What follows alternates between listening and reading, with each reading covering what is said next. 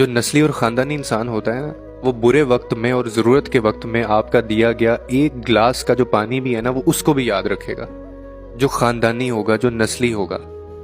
और जो नस्ली नहीं होगा, आप 10 दफ़ा उसके ज़रूरत के वक्त पे काम आए हों, आपने उसको अपने हिस्से दिए हों, ये सारी चीज़ें वो आपके मुंह पे मारेगा वक्त आने पे। क्यों? क्योंकि नस्ली नहीं है, क्योंकि ख़ानदानी नहीं है।